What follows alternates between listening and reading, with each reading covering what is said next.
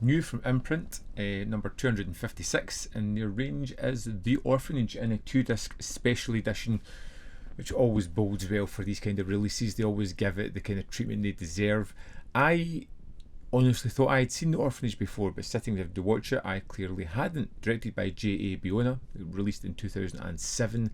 This is a gothic horror film, which is rather effective, if not the most original of things. It has some nice touches and a particularly great ending, which I think elevates the film.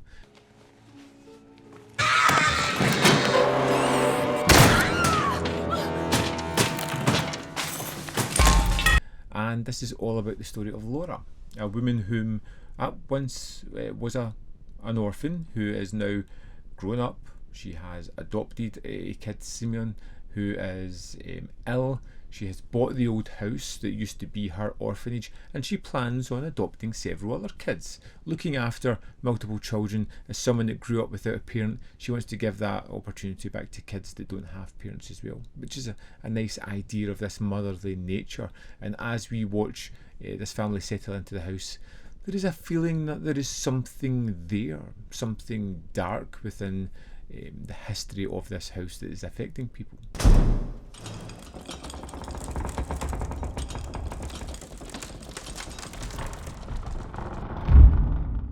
We see Seaman as he is led astray, as he's talking to people, the kind of typical kid talking to a ghost aspect of it.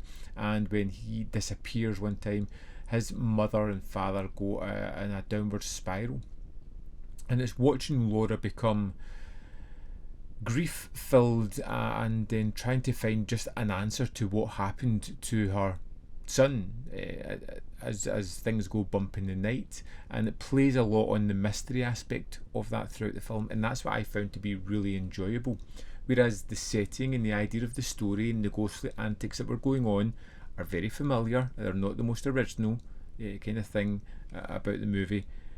The idea of the mystery, the idea of the revelations at the end of it, of how everything is explained, is so wonderfully adept that it just made me smile, made me enjoy it.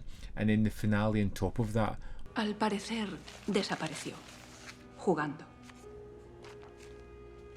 Poco después de que usted fuese adoptada. It was the perfect ending to this movie.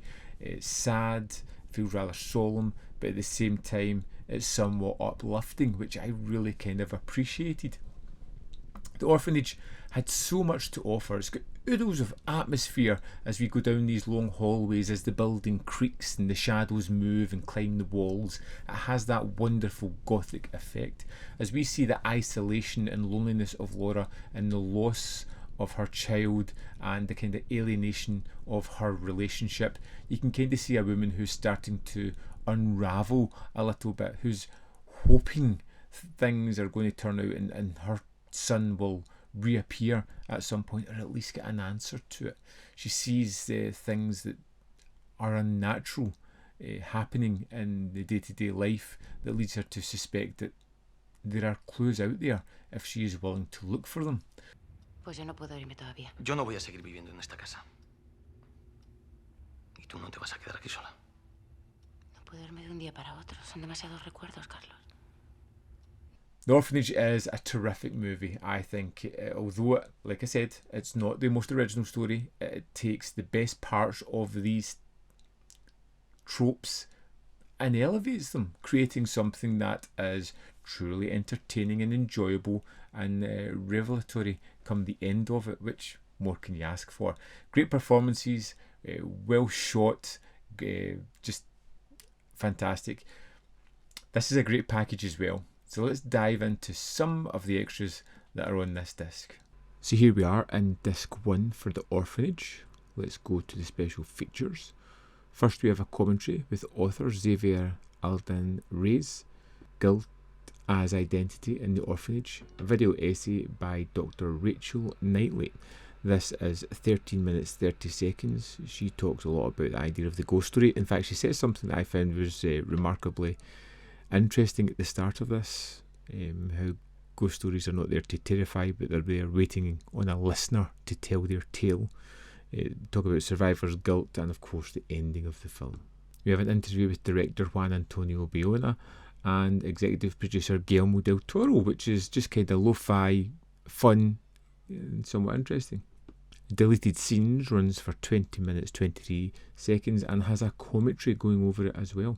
Storyboard Comparisons is 6 minutes 37 seconds. It is always something that I love to see, the kind of how they go from the drawings to the actual scene and they play over one another to show you. Shooting the Credits is a fun 2 minutes 41 second piece just about creating that were opening credits. We have the US and theatrical trailer and the Spanish teaser and theatrical trailer, and that's the extras for disc 1. Here we are in disc 2 of The Orphanage, where we have a bunch of special features that's been on previous discs. First up we have when Laura grew up constructing the orphanage, which is 17 minutes 38 seconds, talking about the journey of the film from being horror to a more emotional journey, something that would sit better with the viewer and how they kind of went through doing that. Thomas's Secret Room, the filmmakers, it's 5 features put together. It totals 10 minutes 43 seconds and just basically about the production of the film. Lots of talking heads, lots of behind the scenes images. Horror in the Unknown, the makeup effects, is 9 minutes 23 seconds, where you see some of the effects being created and how they tried to keep a kind of level of realism in that as well. Rehearsal Studio, the cast auditions and table read, is 3 minutes 43 seconds. It's basically just behind the scenes. You get an interview with the director, cutting to various images of people reading the script and acting out certain segments.